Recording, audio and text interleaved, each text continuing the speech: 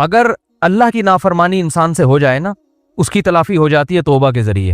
فطرت سے بغاوت کرو گے وہ فطرت معاف نہیں کرتی. فطرت نام اللہ ہی کا ہے، یعنی اللہ ہی نے فطرت بنائی ہے، لیکن اللہ نے فطرت کو ایسا بنایا ہے کہ اس کی بغاوت کرو گے میں معاف کروں گا. فطرت معاف بولتے کیوں نہیں بھائی؟ بہت خاندانی بات کر رہا ہوں، اللہ کرے کھوپڑی میں اتر جائے، اللہ کرے مجھے سمجھ میں آ جائے. سب سے پہلے تو مثال کے طور پر اللہ نے آپ کو حکم دیا یہ نہیں کرو، کوئی بھی حکم دے دیا، رشوت نہیں لو. آپ نے اللہ سے بغاوت کی، رشوت لے لی، کسی مفتی عالم کے پاس جاؤ گے، بھائی مجھ سے گناہ ہو گیا میں کیا کروں، وہ اس کی تلافی کا طریقہ بتائے گا. یار جس سے لیے اس کو واپس کر دو، وہ نہیں مل رہا تو اس کی طرف سے صدقہ کر لو، خود غریب ہو تو خود رکھ لو، پھر توبہ کر لو آئندہ نہیں لوں گا. اللہ کی طرف سے گارنٹی ہے جو تم سے غلطی ہوئی تھی اللہ کیا کر دے گا؟ معاف. بشرطے کہ یہ نہ ہو کہ یہ نیت نہ ہو کہ چلو وہ والی تو لے لی تھی بہت اچھا ہو گیا، ٹھیک ہے نا بھائی، ندامت بھی ہو کہ میں نے غلط کیا، بد نظری ہو گئی، کچھ بھی ہو گیا، قتل بھی ہو گیا، اس کی بھی تلافی ہے اسلام میں. جان جان کر یہ سوچ کے قتل کرنا کہ میں توبہ کر لوں گا، یہ تو ٹھیک نہیں ہے. ایک مثال ہے، کسی سے ہو گیا بھی توبہ کا دروازہ کھلا ہے، اس کا بھی حل ہے. لیکن فطرت سے جب بغاوت کرتا ہے نا انسان، یہ دینداروں کی بات کر رہا ہوں، ایک بڑا معاشرے میں فالٹ آ گیا ہے، وہ فطرت سے بغاوت پہ اتر آتے ہیں. فطرت اور نیچر سے جب لڑو گے نا تو اللہ نے نیچر کو ایسا بنایا ہے کہ نیچر معاف بولتے کیوں نہیں بھائی؟ نہیں کرتی، وہ نہیں معاف کرتی. مثال کے طور پر آپ نے حرام کھا لیا. کیا کھا لیا آپ نے؟ چوری، کسی کے مرغی رکھی ہوئی تھی یا مرغی گھوم رہی تھی، چوری کر کے بسم اللہ اللہ اوپر پڑھ کے ذبح کیا، آپ نے کھا لی، حرام کھا لیا نا آپ نے. مرغی کھانا کیا ہے؟ حرام ہے نا. چوری کی مرغی ویسے تو حلال ہے، حرام کھا لیا، اس کی تلافی ہو جائے گی، ٹھیک ہے نا. اللہ نہ کرے خنزیر کھا لیا کسی نے، اس کی تلافی ہو جائے گی، بھئی توبہ استغفار کرو، اب کھا لیا تو آئندہ نہ کھاؤ، گڑ گڑاؤ، جتنا بڑا گناہ ہوگا اتنا زیادہ گڑ گڑاؤ. لیکن آپ نے زہر پی لیا. یہ جو زہر آپ نے پیا ہے نا، اور پیا بھی جان کے نہیں ہے، آپ سمجھے کہ اس بوتل میں زمزم رکھا ہوا ہے، حالانکہ کیا رکھا ہوا تھا؟ زہر. پہلا گناہ جان کر کیا، توبہ سے تلافی ہوگی. دوسرا گناہ بھی نہیں ہے، کیا بھی بھولے سے، غلطی سے، لیکن وہ زہر ہے، اس کی تلافی نہیں ہوگی، کیونکہ اللہ کی نافرمانی نہیں ہے. یہ کس کی بغاوت ہو رہی ہے؟ فطرت کی.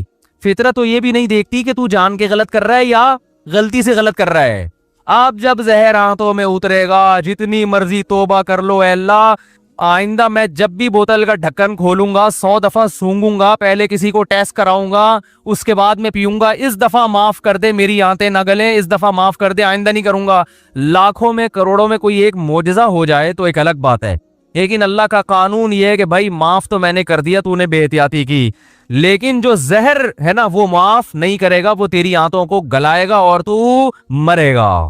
نہیں آ رہی میرا خیال ہے بات سمجھ میں؟ بہت مشکل ہے. دیندار آدمی پتہ ہے کیا کرتا ہے؟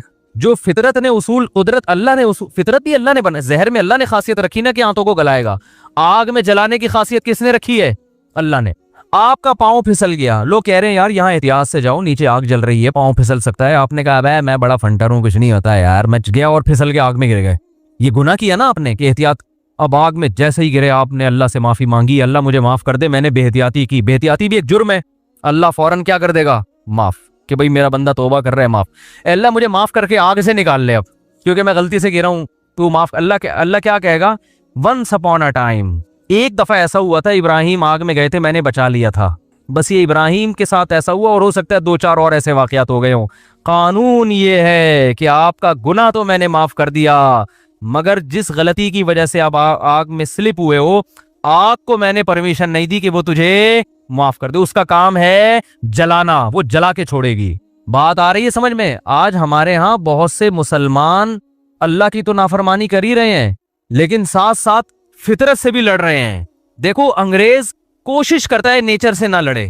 کیا مطلب؟ کامیابی کے جو دنیاوی اسباب ہے نا وہ اختیار کرتا ہے، وہ تبھی کامیابی جو دنیا کے لحاظ سے جس کو وہ کامیابی سمجھتے ہیں وہ کامیاب ہوتے چلے جا رہے ہیں. کیونکہ اللہ کا قانون ہے کہ بھئی کوئی کافر بھی اگر اسباب اختیار کرے گا نا، جس چیز کا جو سبب میں نے رکھا ہے. دیکھو اس کی ایک مثال دیتا ہوں. آپ بے احتیاطی کر رہے ہو، آپ بھی آگ میں گر گئے اور کافر بھی گر گیا بے احتیاطی سے، تو آگ یہ نہیں دیکھے گی کہ یہ چونکہ کلمہ پڑھنے والا ہے اس کو بچا لو، وہ کافر ہے اس کو کیا کر دو؟ جلا لو.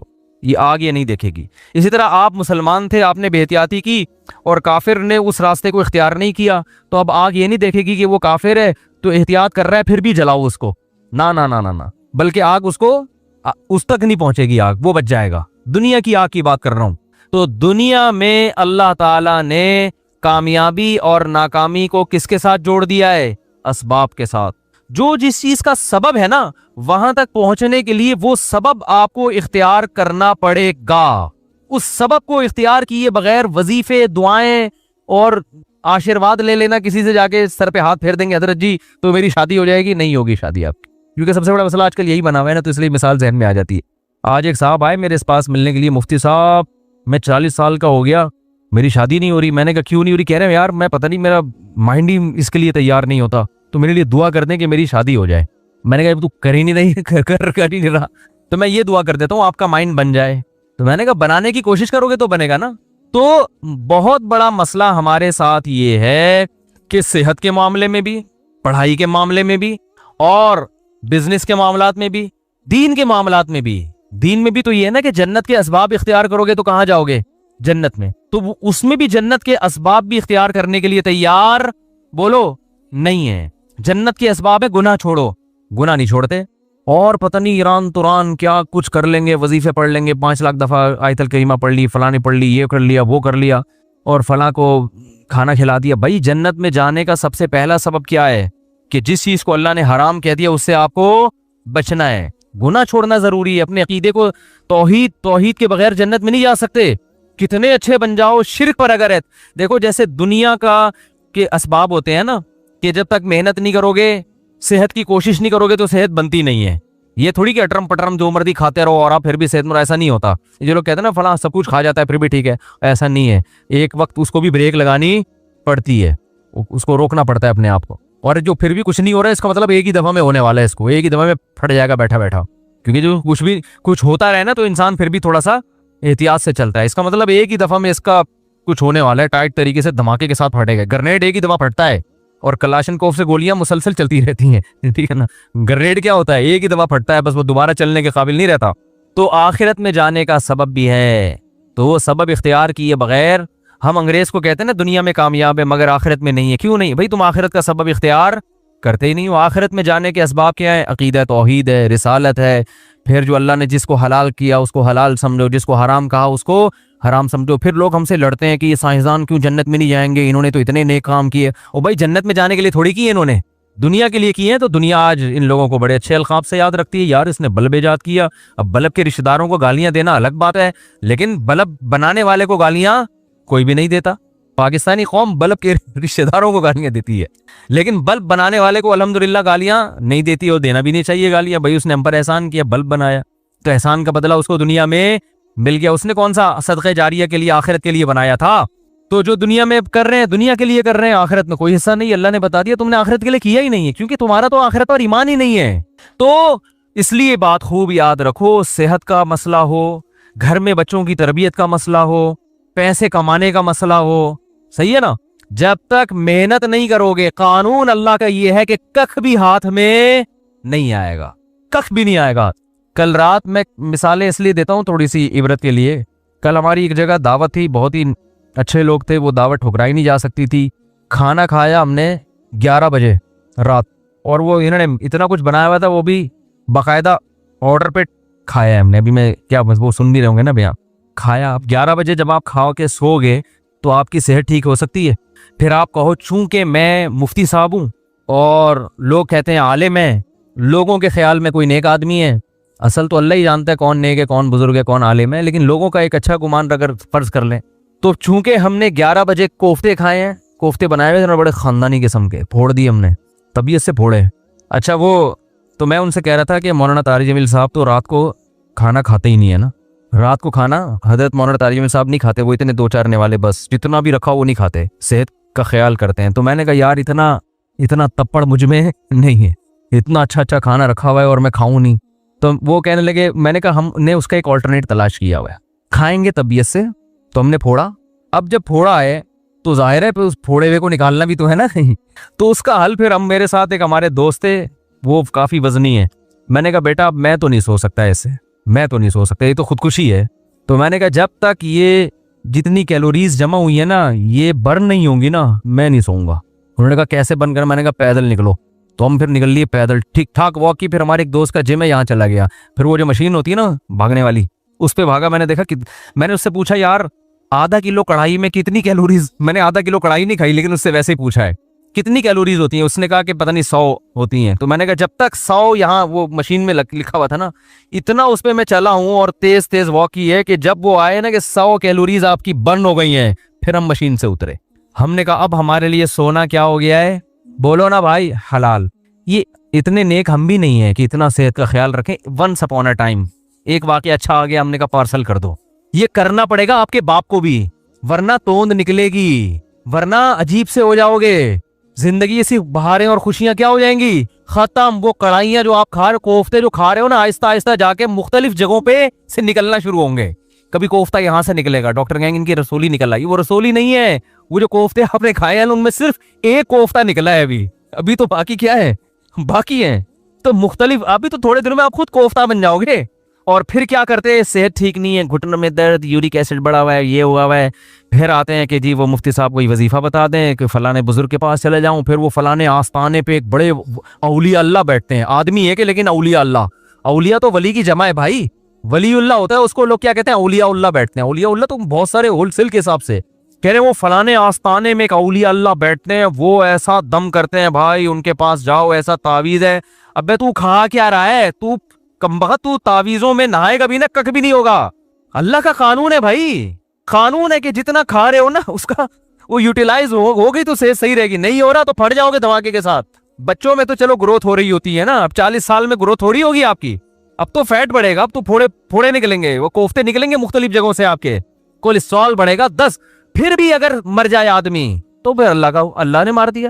اونٹ پہ بیٹھے ہوئے آدمی کو بھی کتا کاٹ لیتا ہے جب انسان کی لکھی ہوئی ہوتی ہے.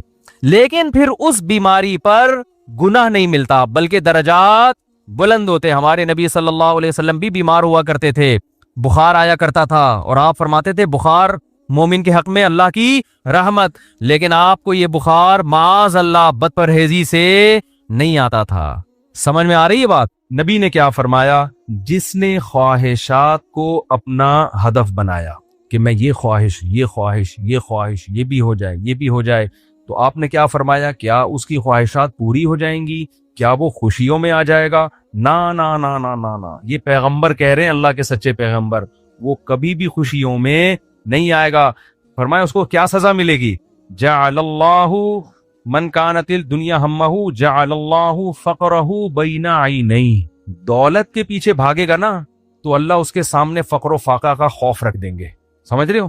دولت کے پیچھے بھاگ رہا ہے، آ رہی ہے، مل بھی رہی ہے، لیکن خوف کیا ہوگا کہ یہ مجھ سے چھن نہ جائے. اس بات کی ٹینشن، یار یہ ختم نہ ہو جائے، یار یہ چھن نہ جائے، یار کوئی کاروبار کو نقصان نہ ہو جائے. بڑے بڑے کروڑ پتی فیکٹریوں کے مالک آتے ہیں، کہتے ہیں کہ لاشعوری سا خوف ہمیں ستاتا ہے. دنیا کی ہر نعمت ان کے پاس، مگر دماغ میں نا ایک کہہ رہے ہیں ہمیں خود بھی نہیں پتا ہم ڈر کس چیز سے رہے ہیں، لیکن سکون نہیں ہے. ایک لاشعور میں خوف ہے جو ہمیں مسلسل ستا رہا ہے. یہاں ایک آئے کئی سال پہلے، سفید ٹوپی، پوری پراپر داڑھی، اور جناب سفید کرتا، بڑے ایسے نورانی چہرہ، اور پکے نمازی تھے، بہت بڑے تاجر. مجھے کہنے لگے مفتی صاحب میں ایک دل کی بات آپ سے شیئر کرنا چاہتا ہوں. میں نے کہا جی. کہہ رہے میں نماز بھی پڑھتا ہوں، روزے بھی رکھتا ہوں، اہل اللہ کی صحبت میں بھی بیٹھتا ہوں، اور لیکن پتہ نہیں میرے دل میں سکون نہیں ہے، میرے دل میں سکون نہیں ہے. میں نے کہا آپ فیکٹری کے مالک ہیں، کوئی پرابلم ہے تو بتائیں. کہہ رہے نہیں کوئی پرابلم بھی نہیں ہے. میں نے کہا آپ کے ساتھ بے سکونی پتہ ہے کیا ہے؟ میں جانتا ہوں آپ کی بے سکونی، آپ کو یہ ڈر ہے کہ اس فیکٹری کا کوئی نقصان نہ ہو جائے. جیسی زندگی ابھی ہے پتہ نہیں یہ ہمیشہ ویسی رہے گی بھی یا نہیں رہے گی. تو نماز تو آپ نے پڑھ لی، آپ نے زکاتیں بھی دے دیں، آپ نے روزے بھی رکھ لیے، لیکن یہ جو لاشعور میں خوف ہے نا، اس خوف کا کوئی ازالہ کرنے والا نہیں ہے. کیونکہ آپ کو پتا ہے یہ شیورٹی، یہ گارنٹی کوئی بھی نہیں لے سکتا کہ تمہیں نقصان کبھی بھی نہیں ہو سکتا. کیونکہ آپ نے اپنی زندگی میں دیکھا ہے بڑے بڑے کاروبار چلتے ہوئے ٹھپ ہو جاتے ہیں، لوگ روڈ پہ آ جاتے ہیں. کہہ رہے ہیں بالکل آپ صحیح کہہ رہے ہیں، مجھے یہی خوف ہے. میں نے کہا اس خوف کا یہ علاج نہیں ہے کہ آپ اپنے کاروبار کو ہر طرح سے سیو کر لو. یہ تو وہ تو کرنا تو چاہیے سیو، لیکن یہ علاج نہیں ہے. میں نے کہا اس کا علاج یہ ہے کہ آپ یہ فرض کر لو کہ یہ چھن گیا آپ سے سب کچھ، ابھی برباد ہو گئی، اللہ نہ کرے فیکٹری میں آگ لگ گئی، اب ہوگا کیا؟ کہہ رہے کیا ہوگا؟ میں نے کہا کچھ بھی نہیں ہوگا. صبح 2 پراٹھے آپ پھر بھی کھاؤ گے، رات کو سونے کے لیے چھپڑا آپ کو گندے نالے پہ یا فٹ پاتھ پہ مل جائے گا. کوئی بات نہیں، انجوائے کرنا. دنیا مسافر خانہ ہے، رہنے کی جگہ بولو نہیں. ہماری بیسک ضرورت ہے، جب شدید بھوک لگے، بھوک برداشت نہیں ہوتی ہے کھانے کو روٹی مل جائے, یہ بیسک ضرورت ہے. نیند آئے تو سونے کے لیے جگہ مل جائے. یہ نیند ایسی عجیب چیز ہے, آپ اگر نہیں سونا, ایک وقت آتا ہے کہ آپ بچو گے بھی نا تو کانٹوں پہ بھی نیند آ جائے گی آپ کو. اب جیسے میرے ساتھ ہوتا ہے نا, نیند نہیں ہو رہی, ایک وقت جب بہت زیادہ جمع ہو جاتی ہے, پھر ہم نہیں بھی سونا چاہ رہے ہوتے ہیں, سو رہے ہوتے ہیں. میں ایک دفعہ سفر میں آ رہا تھا, بڑا لمبا بس کا سفر تھا, سونے کا ٹائم ہی نہیں ملا. تو جب ہم سکھر تک پہنچے نا, تو پرانی بات ہے 20-25 سال پرانی, تو میں ایسا سویا ہوں, کبھی اس کے اوپر جا کے دھڑام سے گر رہا ہوں, وہ اٹھا رہا ہے, بھائی کیا کر رہے ہیں مولوی صاحب. پھر جب ادھر پکڑ دو, دھڑام سے اس کے اوپر گرا, وہ کہہ رہا ہے مولوی صاحب تمیز سے بیٹھو یار. پھر ادھر میں جاگنے کی کوشش کر رہا ہوں, لیکن یہ اللہ کی رحمت ہے کہ جو چیز ضروری تھی وہ اللہ نے آپ کے اوپر مسلط کر دی. تو میں نے کہا نیند کا بھی کوئی ٹینشن لینے کی ضرورت نہیں ہے, سونے کی کہیں بھی جگہ نہ ہوئی نا آپ کو. اور جب گہری نیند آتی ہے نا, انسان پہ مسلط ہوتی ہے, بے شک نرم گدا نہ بھی ہو, سونے کا مزہ خاندانی آتا ہے. آدمی کہتا ہے کہیں سر ٹکانے کی, کوئی بندے سے کہتا ہے تو خالی ہاتھ یوں رکھ کے کھڑا ہو جا تھوڑی دیر کے لیے, کہیں سر ٹکانے کی ذرا سی جگہ مل جائے, ایسا مزہ آتا ہے سونے میں. وہ جو سبزی والا جو میرے پیسے لے کے بھاگا تھا نا, وہ ٹھیلے پہ سوتا تھا رات کو, وہ رات کو ٹھیلے پہ سوتا تھا. اس کو سکون تھا نا, اس کی سکون نہیں تھا اصل میں, وہ تھک اتنا جاتا تھا نا فراڈ کر کے ادھر سے پیسے, تو رات کو آ کے اب اس کو جگہ نہیں ملی, تو میں نے کئی دفعہ دیکھا ٹھیلے پہ سو رہا ہے. وہ مزدور لوگوں کو دیکھ لو نا آپ, جہاں جگہ ملے سو جاتے ہیں وہ. تو میں نے ان سے کہا کہ ٹینشن لینے کا نہیں ہے, آپ کی بیسک ضرورت نیند ہے, وہ آ جائے گی, کہیں بھی آ جائے گی, بیٹھے بیٹھے سو جاؤ گے. اور کھانے کی ضرورت, اتنا رزق اللہ انشاءاللہ آپ کو دے دے گا. اور شدید بھوک میں تو میرے بھائی دال میں بھی وہ مزہ آتا ہے جو ایک مالدار کو قورمے بریانی میں آتا. شدید بھوک لگ رہی ہو نا, دال کھانے کا اپنا مزہ. میں نے کہا دال مل جائے گی. پھر کہنے لگے بیوی بچوں کا کیا ہوگا, جب اتنی غربت ہوگی, خطرہ ہوگا تو بھاگ جائیں گے. میں نے کہا جو خود سے بھاگے اسے بھاگنے دو, ٹھیک ہے نا, جو خود سے بھاگے اسے کوئی ٹینشن. مسافر خانہ ہے نا بھائی, نیک بیوی تو وہ ہوتی ہے جو آپ کی شریک حیات ہے. جب دولت تھی اس وقت بھی ساتھ, جب غربت تھی اس وقت بھی ساتھ. تو اگر غربت میں وہ بھاگ گئی, بولو اے اللہ اچھا ہوا تو نے زندگی میں ہی جان چھوڑا. کیا خیال ہے. اور میں نے کہا جب دوبارہ پیسہ آئے تو پھر اس کو لے کے نہ ہو, بولو اب وہیں رہو. اب کیا کرنا ہے, وہیں رہو. غیرت مند آدمی تھوڑی ایسی چیزیں پالتا ہے. لیکن تو میں نے کہا بھاگتا کوئی ہے نہیں آج کل, لیکن اگر بھاگ گئی ٹینشن نہیں, مسافر خانہ ہے, ویسے بھی مر جاتے تو قبر میں دفنا کے آ جاتی وہ. تو کوئی ٹینشن نہ لو میرے بھائی, کسی چیز کی ٹینشن لینے کا بالکل بھی نہیں ہے. ہم مسافر خانہ ہے, ہماری فیکٹریوں کو اللہ نہ کرے آگ نہ بھی لگے تو بھی تو مرنا ہے نا. ارے فیکٹری تم نہیں مرے, فیکٹری مر گئی, یہ زیادہ اچھا ہے. اس سے بہتر کہ تم مر جاتے اور فیکٹری بچ جاتی. کوئی فرشتہ آئے اور کہے اللہ نے مجھے حکم دیا ہے اس کی فیکٹری کو آگ لگوا دو, لیکن اس کو آپشن دے دو کہ تو مرے تیری فیکٹری کو مار دیں. آدمی کہتا ہے بھائی مزدوروں سمیت مار دے اس پوری فیکٹری, مجھے بچا لو. یہی ہوگا نا, مجھے بچا لو. تو ان کو تھوڑا سکون ہے. میں نے کہا آپ کا مسئلہ یہ ہے کہ آپ نماز پڑھتے ہیں, علماء کے پاس بھی بیٹھتے ہیں, مگر آپ نے دل میں دنیا کی محبت کے گٹر ابل رہے ہیں آپ کے. ہمارے حضرت فرمایا کرتے تھے بہت سے لوگ ایسے ہیں, بڑی بڑی داڑیاں, تہجد گزار, اور جناب بڑے ہر بات پہ درود شریف, لیکن دل میں دنیا کی محبت کے گٹر پالے ہوئے ابل رہے ہیں. یہ ایسے جیسے اللہ کی محبت کے چشمے ابلتے ہیں نا, تو دنیا کی محبت کے چشمے نہیں ابلتے, گندگی کے گٹر ہیں جو ابلتے ہیں. تو کہتے ہیں ان کے دل میں گندگی نہیں ہے, گندگی کے دنیا کی محبت کی جو ایک گٹر ہے نا, گٹر, وہ گٹر ابل رہے ہیں. جس کو یہ مثال سمجھ میں نہ آتی ہو, بارشوں میں ہماری گلی کو آگے دیکھ لیا کرے گٹر کیسے ابلتے ہیں, تو وہ پتہ چل جائے گا کہ یہ ہے جو گند نکلا ہوا. اس گند کو نکالو. کیا کہا پیغمبر نے, ہود علیہ السلام نے اپنی قوم سے, صالح علیہ السلام نے اپنی قوم سے, تتخذون مصانع لعلکم تخلدون, اے میری قوم تم گھر اتنے مضبوط بناتے ہو جیسے تم نے ہمیشہ رہنا ہے, اتنا پیسہ ان دیواروں میں کیوں پھونک رہے ہو؟ حالانکہ وہ حلال پیسوں سے گھر بنا رہے تھے بھائی, حرام سے تھوڑی بنا رہے تھے, حرام سے نہیں بنا رہے. پھر بھی پیغمبر اعتراض کر رہے ہیں کہ موت کو بھول گئے ہو تم, اتنا سریا بنیادوں میں ڈالا جا رہا ہے. لوگ بتا رہے تھے ہم نے یہ سریا ڈالا. میں کہتا ہوں اپنی ہڈیوں میں تو کیلشیم ہے نہیں تمہارے, پہلے اپنی ہڈیوں میں سریا ڈالو بھائی. ہڈیاں بوسیدہ ہو رہی ہیں, کھوکھلی ہو رہی ہیں, اور مکان کی مضبوطی پہ انسان فخر کر رہا ہے. تو نکالو اس گٹر کو, ویسے جھٹک دو. ہمارے حضرت ایک ذکر بتایا کرتے تھے کہ رات کو نا تنہائی میں بیٹھ کے یہ ذکر کیا کریں. یہ ذکر حدیث سے ثابت نہیں ہے, صرف ٹریننگ کے لیے ہے, ٹریننگ کے لیے, اپنی اصلاح کے لیے. اس لیے اس کو سنت سمجھنا جائز نہیں ہے. وہ ذکر کرواتے تھے, بہت سے اکابر کرواتے ہیں یہ, کہ لا الہ الا اللہ. لا الہ میں کیا کرنا ہے گردن یہاں لے کے جانی ہے، لا الہ کوئی معبود نہیں، یہ تصور کر رہے ہیں دل سے اللہ کے علاوہ سب چیزیں نکل رہی ہیں، نکال کے باہر پھینک رہا ہوں، اس تصور کا نا بڑا اثر پڑتا ہے دل کے اوپر، لا الہ سب نکال کے بحریہ ٹاؤن نکالو سب سے پہلے اس میں سے۔ ہاں بحریہ، آپ کو نہیں پتا بحریہ ٹاؤن کا، آپ باہر سے آئے نا، ہمارے ہاں وہ کامیاب ہے جو بحریہ ٹاؤن ہے اور وہ ناکام ہے جو بحریہ ٹاؤن نہیں ہے۔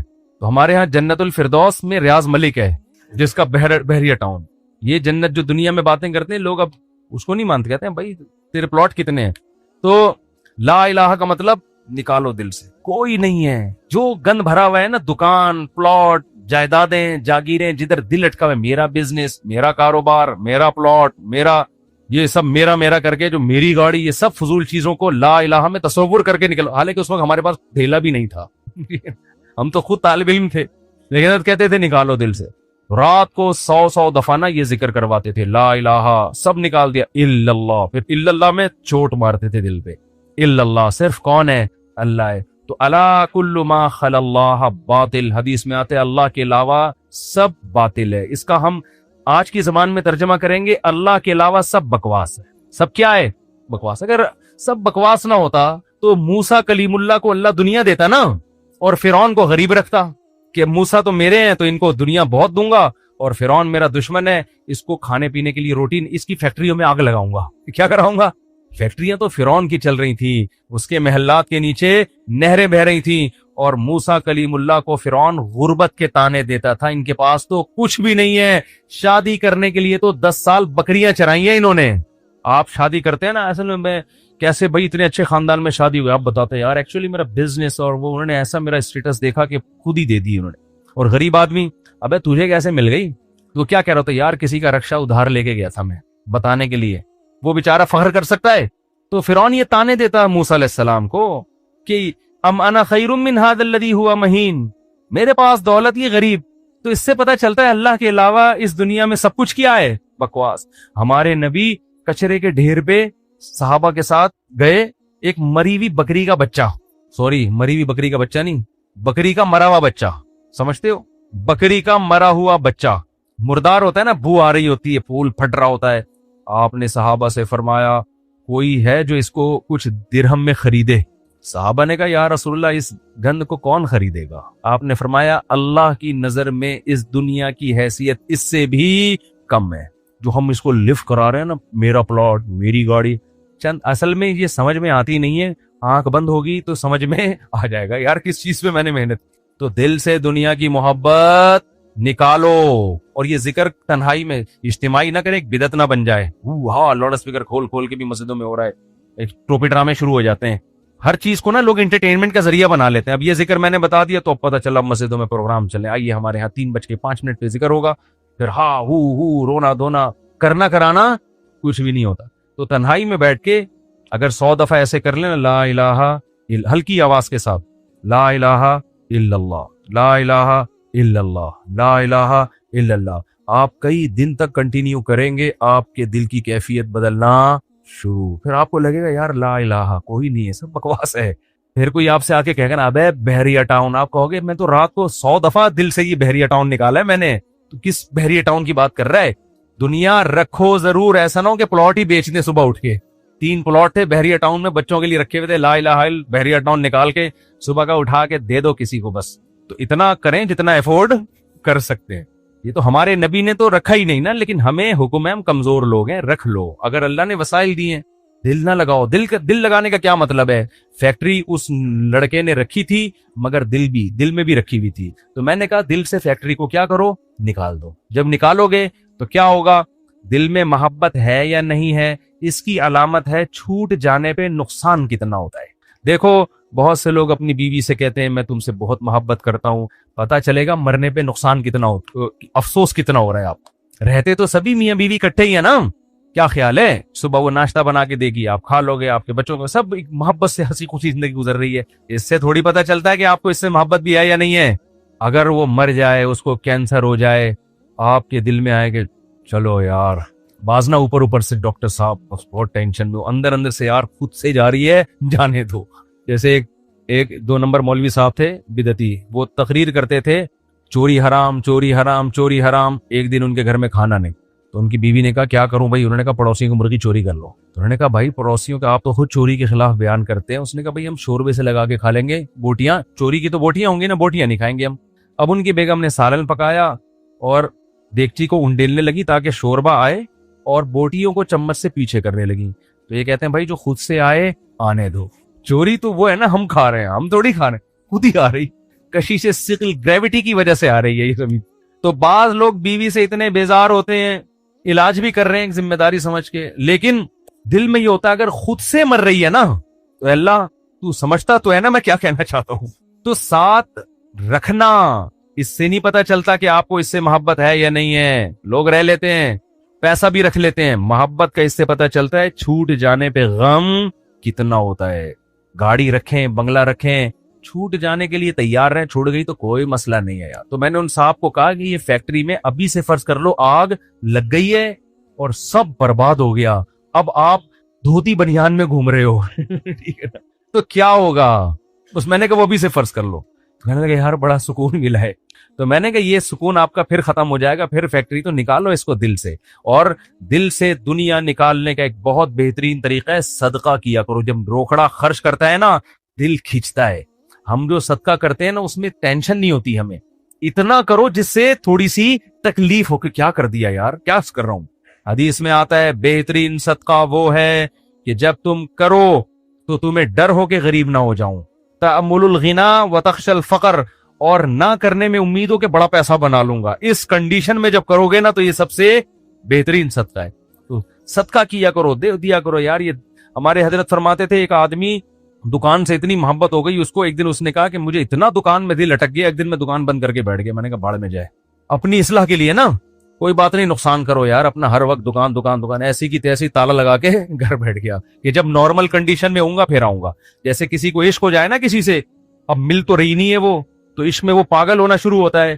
تو بیوقوف لوگ کیا کرتے ہیں، ہر وقت اس کی یاد دماغ میں، ہر وقت اس کو دیکھ رہے ہیں، اس کی تصویریں دیکھ رہے ہیں، پرانے میسج پڑھ رہے ہیں، سوچ رہے ہیں۔ بیوقوف یہ کرتے ہیں۔ عقل مند کیا کرتا ہے، لعنت بھیجو یار صحیح ہے نا، نمبر ہی بلاک کر دو ایسی کی تیسی۔ اور جب یہ کیفیات ختم ہو جائیں گی پھر دیکھوں گا شادی ہو گئی نہیں ہوگی، دوبارہ ٹرائی کر کے کوشش کروں گا۔ پاکستانی چھوڑتا تو ہے نہیں، کہتے پھر ایک سال بعد دوبارہ ٹرائی کریں گے ہم۔ تو عقل مندی کا تقاضا ہے۔ تو جلدی سے بس حدیث مکمل کر دوں۔ نبی نے فرمایا جس نے خواہشات کو ہدف بنا لیا تو اللہ فقر و فاقہ اس کے سامنے لا کے کھڑا کر دیں گے۔ کروڑ پتی ہوگا مگر آگے فقر و فاقہ اس کو ڈرا رہا ہوگا، بھائی میں حملہ کر دوں گا، میں تجھے کھا جاؤں گا۔ اس خوف کی وجہ سے لائف کو انجوائے نہیں کرے گا۔ جعل اللہ فقرہ بین عینیہ وفرق علیہ شملہ، دوسری سزا دنیا میں اس کو یہ ملے گی کہ اس کی فکروں کو بکھیر دیں گے اللہ تعالیٰ۔ اتنے مسائل ہوں گے کہ میرا یہ صرف ایک پیسہ مسئلہ نہیں ہوگا، یار یہ کام بھی ہو جائے، یار یہ بھی ہو جائے، یار یہ بھی ہو جائے، یار فلاں سے تعلقات بھی ٹھیک ہو جائیں، یا لوگ میری مخالفت کرنے وہ بھی چھوڑ دیں، یار وہ فلانا، یعنی وہ اتنے انڈے بچے ہوں گے کہ سارے انڈوں سے چوزے نکلیں، اس کی یہ خواہش ہوگی۔ حالانکہ کبھی مرغی کے سارے انڈوں سے چوزے نکلتے ہیں، دو چار تو خراب ہو جاتے ہیں نا۔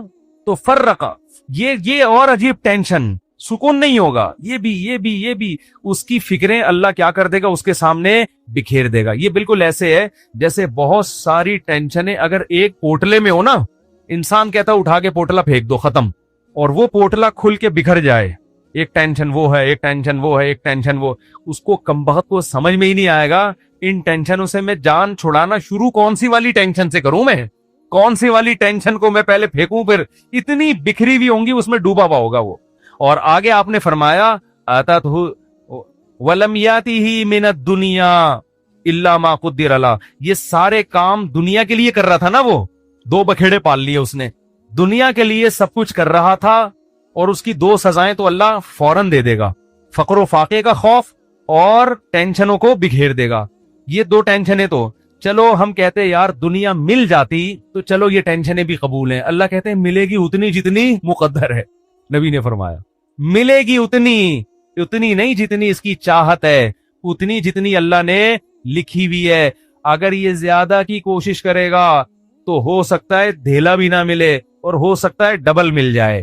تو یہ بھی اس کی چاہت پہ نہیں ہے، یہ کس کی چاہت پہ ہے؟ اللہ کی۔ تو یقینی پھر بھی نہیں ہے وہ، پھر میں چٹکلا سنا دوں نا، یقینی پھر بھی نہیں ہے۔ ایک آدمی کو بیوی اچھی نہیں لگتی تھی، بیچاری نے ہر طرح سے کوشش کر لی کہ میں اپنے میاں کو اچھی لگوں، اچھی پھر بھی نہیں لگ رہی اس کو، ایک دن وہ بڑی خوبصورت لپسٹک اور خوبصورت زیور اور خوبصورت ساڑی اور بڑا خوبصورت لباس، ہر چیز بڑی وی آئی پی پہن کے آ گئی. ابھی اب بیوی کی تعریف کر رہے ہیں، یار کیا خوبصورت چوڑیاں پہنی ہوئی ہیں. کہہ رہی تھینک یو، آپ کا بہت شکریہ. کیا خوبصورت ساڑی. کہہ رہی وہ لڈو پھوٹ رہے ہیں کہ آج تو میرا میاں بڑا خوش ہے. بہت اچھا ماشاءاللہ ڈریس آپ نے، کیا خوبصورت لپسٹک. ایک چیز کی تعریف کر کے کہتے ہیں اچھی پھر بھی نہیں لگ رہی. اتنا کچھ اچھا پہنا ہوا ہے مگر تو پھر بھی اچھی نہیں لگ رہی. یہ مطلب ہے اس حدیث کا کہ اتنی ٹینشنیں اٹھانے کے بعد ہو سکتا ہے دنیا ملے پھر بھی نہیں، وہیں کا وہیں کھڑا رہے جہاں سے چلا تھا. اور اس کے مقابلے میں آپ نے فرمایا من کانت الآخرۃ ہمہ، جس نے اس دنیا کو پسے پش ڈال کے کہا میرا ہدف آخرت ہے. یہ دنیا اصل ہدف ہے ہی نہیں. ملے ٹھیک ہے، نہیں ملے ایسی کی تیسی. یہ ایسی کی تیسی یاد رکھ لیں. ملے ٹھیک ہے، بحریہ ٹاؤن میں پلاٹ مل گیا ٹھیک ہے، نہیں تو گندے نالے پہ لے لیں گے. مل گیا ٹھیک ہے، نہیں تو ریڈی لگا لیں گے. مل گیا ٹھیک ہے، نہیں تو ویسے ہی بیٹھ جائیں گے. ٹھیک ہے نا. یہ جس کا یہ خوف، اور اصل کیا ہے آخرت. مجھ سے گناہ نہ ہو جائے کوئی، اگر ہو جائے تو جلدی سے توبہ کر کے اللہ کو مناؤں. آپ نے فرمایا جس نے آخرت کو ہدف بنا لیا، جنت تو بعد میں ملے گی، کچھ انعامات دنیا میں ملنا شروع ہو جائیں گے. پہلا انعام جعل اللہ شملہ جمع لہ من کانت الآخرۃ ہمہ جعل اللہ غناہ فی قلبی. اس کو فقر و فاقہ کا خوف تھا نا، فرمایا اس کے دل میں اللہ غنا، اس کے دل کو مالدار بنا دے گا. اس کو ایسا لگے گا یار جتنی میری ضرورت نہیں ہے اللہ نے رزق کی بالٹیاں میرے اوپر انڈیل دی ہیں. میری ضرورت صبح 2 روٹی کی ہے اور روٹی کے بجائے اللہ پراٹھے کھلا رہا ہے. عجیب بات ہے یا نہیں ہے؟ میری ضرورت تھی صرف چائے پراٹھا مل جائے اور اللہ مجھے انڈے بھی کھلا رہا ہے. نہیں یار یہ سمجھ میں تو رہنے دو، بس یہ آخری ہے. آپ لوگ بھی بہت تھک گئے ہوگے نا.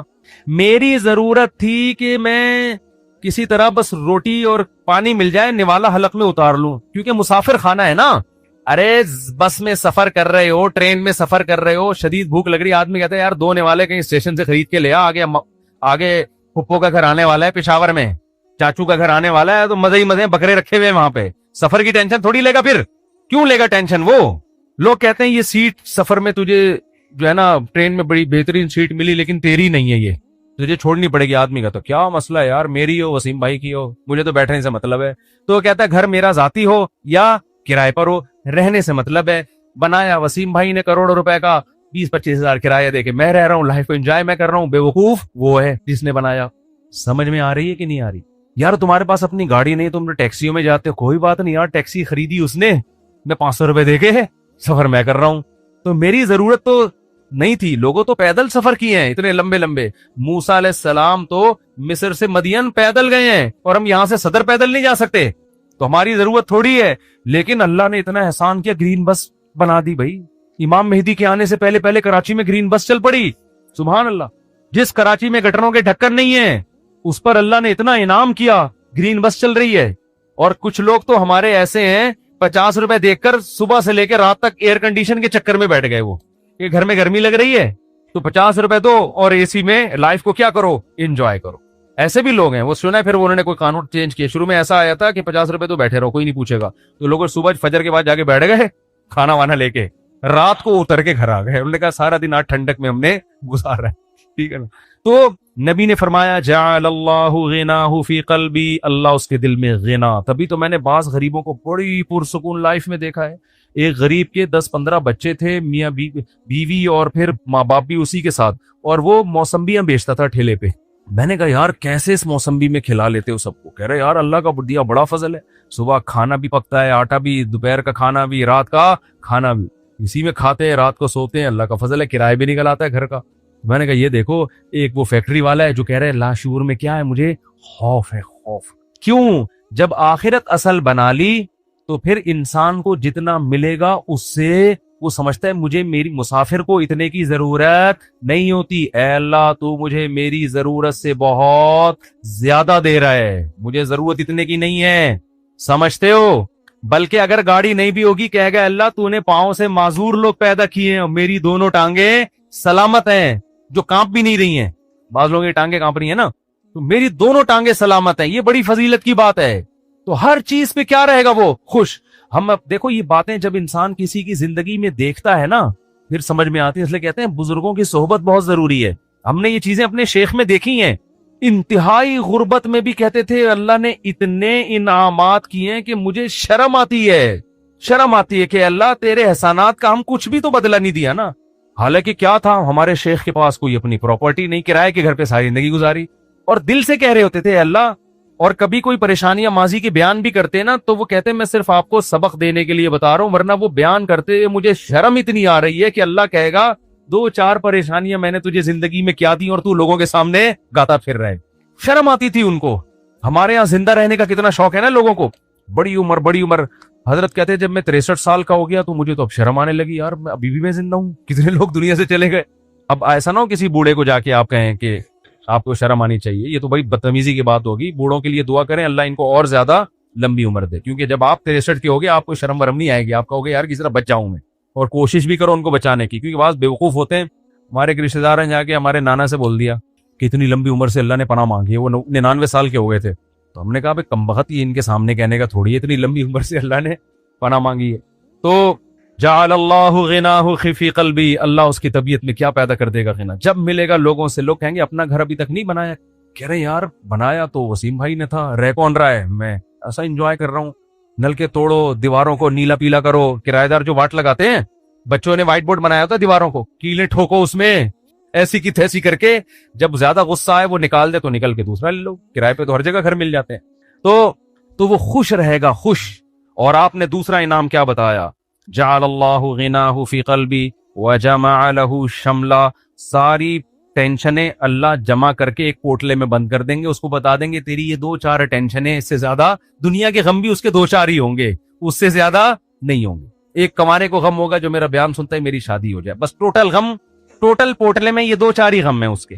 दुनियादार आदमी के गम एक तो बहुत बड़ा पोटला है और वो भी क्या है, बिखरा हुआ है, और इसके 2-4 अगर होंगी भी तो वो एक पोटले में जमा लहू, अल्लाह उसको क्या कर देगा, जमा। यार बस अब्बा बीमार हैं और कोई ख्वाहिश नहीं है, अब्बा ठीक हो जाए।